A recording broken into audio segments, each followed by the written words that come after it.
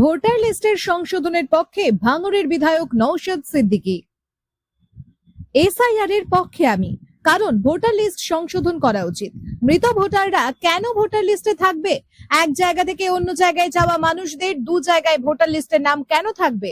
বৃহস্পতিবার মুর্শিদাবাদে এক অনুষ্ঠানে উপস্থিত হয়ে সাংবাদিকদের উদ্দেশ্যে এই কথাই বললেন আইএসএফ নেতা তথা ভাঙড়ের বিধায়ক নওশাদ সিদ্দিকী। তিনি বলেন, এসআইআর এর নামে বৈধ ভোটার যদি তালিকা থেকে বাদ হয় তাহলে সেটা মেনে নেওয়া যাবে না। তিনি আরো বলেন, এসআইআর এর ফলে বেশি ক্ষতিগ্রস্ত হবে মতুয়া সমাজ। তবে আমরা চাই মতুয়া, দলিত, আদিবাসী বা সংখ্যালঘুরা যেন বঞ্চিত না হন। বৃহস্পতিবার শামশেরগঞ্জে গঙ্গা ভাঙন এলাকা পরিদর্শন করেন আইএসএফ চেয়ারম্যান তথা ভাঙড়ের বিধায়ক নওশাদ সিদ্দিকী। শামশেরগঞ্জে গঙ্গা ভাঙন পরিদর্শন করে রেজিনগরের অধিকার সভা থেকে নদী ভাঙন ও জমি ক্ষয়কে কেন্দ্র করে বক্তব্য রাখেন এবং প্রতিকার দাবি করেন নওশাদ সিদ্দিকী। এই প্রতিবাদ সভায় জনসাধারণের ভিড় ছিল চোখে পড়ার মতো। সাউথ বেঙ্গলের মানুষের জন্য কথা বলবো, তাতে যদি আমাকে একবার কেন 100 বার জেলে পাঠায়, আমি হাসি মুখে 100 বার জেলে যেতে প্রস্তুত আছি। প্রতিনিয়ত মুর্শিদাবাদের মাটি কখনো গঙ্গায় কখনো পদ্মাতে তলিয়ে যাচ্ছে, এই অপদার্থ সরকারের কোনো হুঁশ নাই। আর মানুষ থাকলো কি মানুষ, মা কাঁদছে, তার আশ্রয়স্থলে স্কুলে মাটি গঙ্গা পদ্মায় তলিয়ে যাচ্ছে, আর থাকলো কি মানুষ। আমাদেরকে মানুষ মনে করে? মনে হয় আমাদেরকে মানুষ মনে করে? আমি বিশ্বাস করি না ভাই, শুধুমাত্র ভোটার মনে করে। তাহলে মানুষের প্রসঙ্গতে আসছেই না। গিয়ে দেখলাম প্রায় 138টি পরিবার ধ্বংস হয়ে গিয়েছে। এই রিসেন্ট 2-1 মাসের মধ্যে আরো পরিবার হয়তো ধ্বংস হতে পারে যদি সরকার না সদর্থক ভূমিকা নেয়। একদিকে শুভেন্দু অধিকারী বড় বড় কথা বলে জ্ঞান দিয়ে বেড়াচ্ছে। আমি এই মঞ্চ থেকে শুভেন্দু অধিকারী 3 দিন নেতাদেরকে বলতে চাই,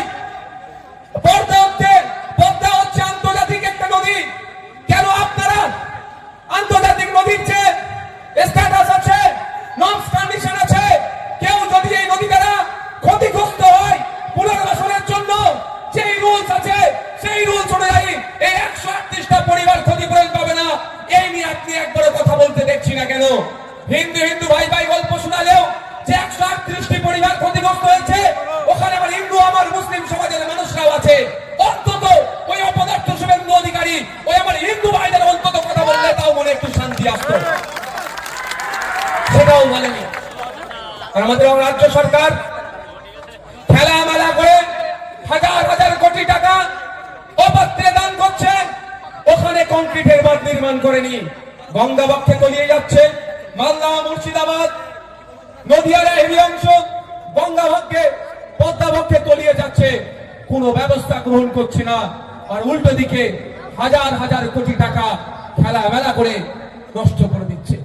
যদি গঙ্গা বক্ষের উপরে নতুন করে ব্রিজ নির্মাণ করা যায়, তাহলে গঙ্গা বক্ষে যদি নতুন ব্রিজ নির্মাণ করা যায়, তাহলে কেন গঙ্গার পাড়ে ভাঙন রোধ করা যাবে না?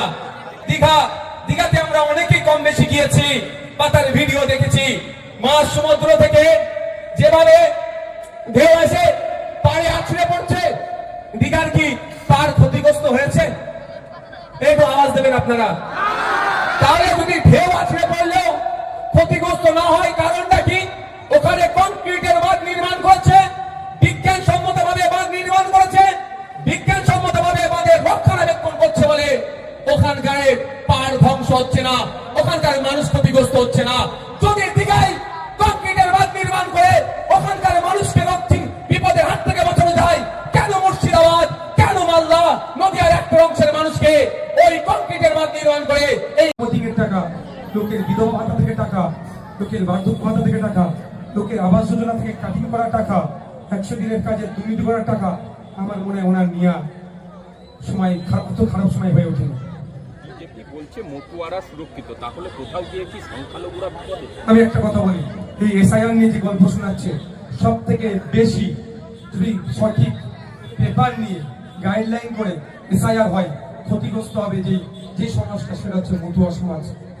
মতুয়া সমাজের যে পেপারস পত্র চেয়েছে প্রায় 90% ভুল হতে পারে, ইফেক্টেড হতে পারে। তো আমি চাই এসআইআর এর সরলীকরণ হোক, মতুয়াস হোক, দলিত হোক, আদিবাসী হোক, মাইনরিটি হোক, কারো না ভোটার অধিকার উভয় কলমের গেরা কলে ফেলে তাদেরকে হ্যারাসমেন্ট করা হয়।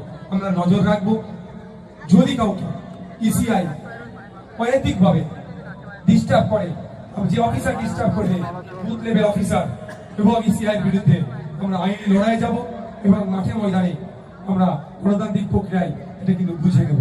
এসআইআর মিললে 3 মাসের মধ্যে রাজ্যে বিধানসভা ভোট কমিশন।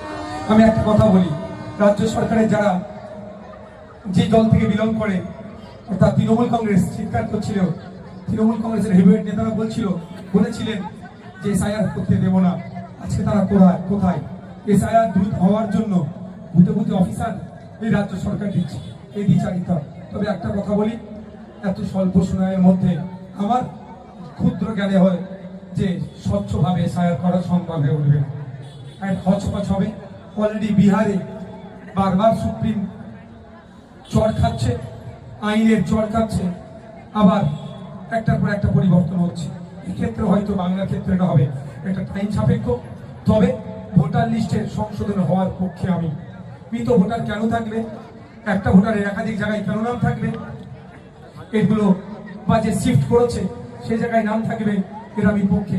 অবৈধ বা যেটা মৃত ভোটার যেগুলো যা আছে এগুলোকে ডিলিট করার পক্ষে। কিন্তু অবৈধ বা মৃত ভোটারের ডিলিটের নামে বৈধ ভোটারকে যদি ডিলিট করে বা ডিভোটার করে, তার বিরুদ্ধে কিন্তু আমরা সোচ্চার হব। তামান্নার মা এখনো ন্যায় বিচার পেলেন না, কি বলবেন? ভয়ঙ্কর অভিজ্ঞতার সম্মুখীন হলাম যে একটা মেয়ে জাস্ট মাধ্যমিক পাস করেছে,